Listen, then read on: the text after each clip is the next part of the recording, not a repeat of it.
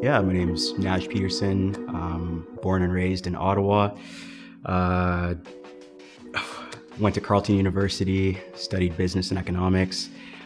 Started working in the finance industry. I worked at a bank, hated my job. Every morning I'd get up, sit on the edge of my bed and just wait until the last minute I could leave before I was late for work. Just because, at the time I didn't even realize it, but I think I was actually just depressed because I realized, I was wasting my life, doing something that I didn't enjoy.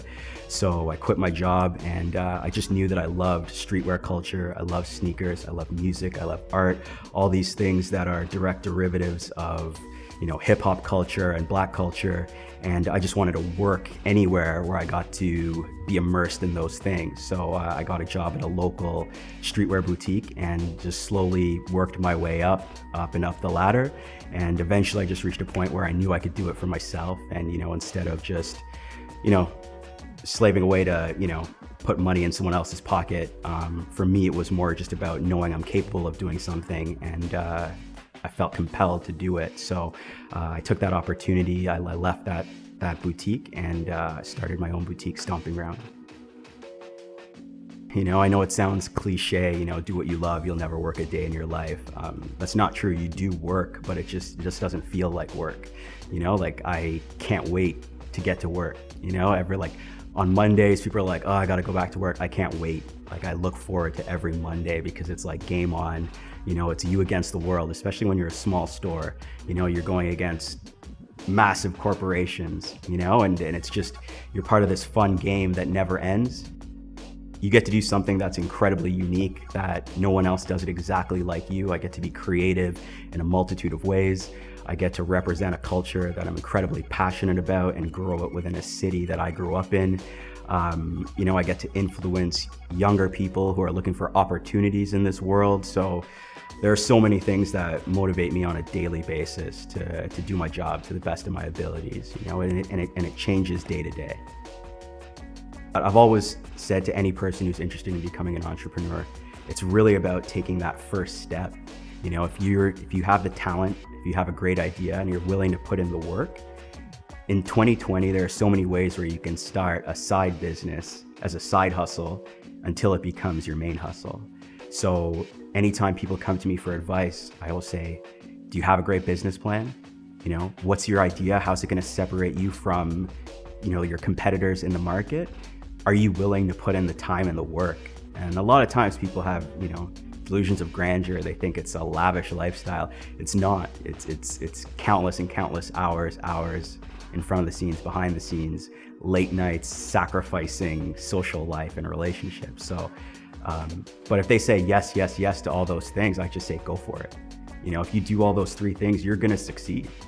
So I really think it's just about taking the risk and seek out the advice from people who have done it successfully. If you want to enter a certain field, go and search out people who've had success in that field and ask them how they got there, and then take that information, and bring it back out. Anytime you're a minority and you don't necessarily fit the mold of what the majority expects you are, it's always going to be different, and especially as a black man, it's uniquely different because there's such a deep-rooted history of discrimination and generalizations that people expect you to act a certain way, expect you to be a certain way. So it's no different from what many black people experience. I think sometimes it's amplified when you're in this space as a CEO or a business owner, because you're constantly in rooms where you don't see people who look like you. And further to that, those people aren't used to being around people who look like you. So you get those microaggressions, those comments, when you go to the bank and you're either withdrawing a big amount or depositing a big check, you get that once up and down kind of look, or that you speak really well, or like, how did you actually get here? Or you're actually the owner.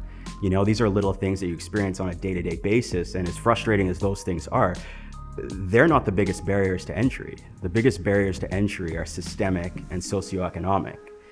That's what prevents people from having the opportunity to even be an entrepreneur, because being an entrepreneur is a luxury.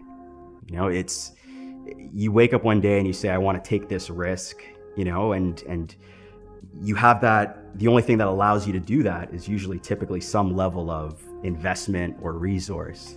And as much as, a lot of entrepreneurs want to say that it just takes a good idea and hard work, that's not often the case. Most wealth in this country is inherited. Most people who start a business have some form of assistance from whether it's a family member or a cosign on a loan. So the barriers to entry go far beyond casual racism.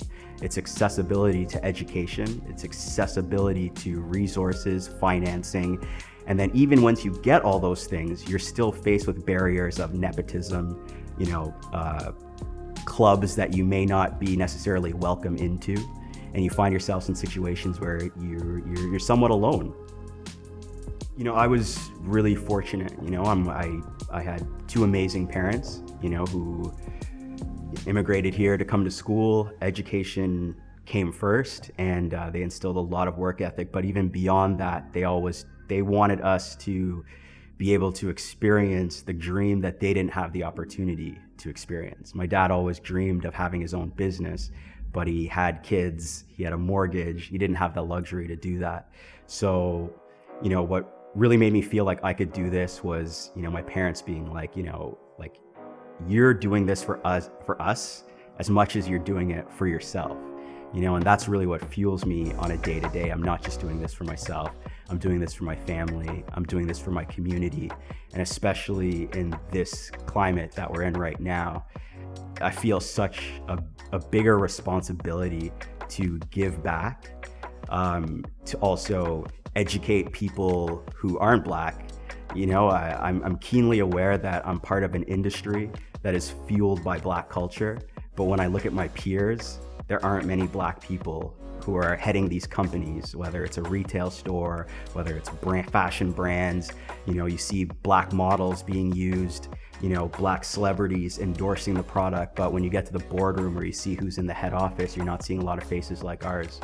So I've really made it a priority to give back as much as I'm getting back.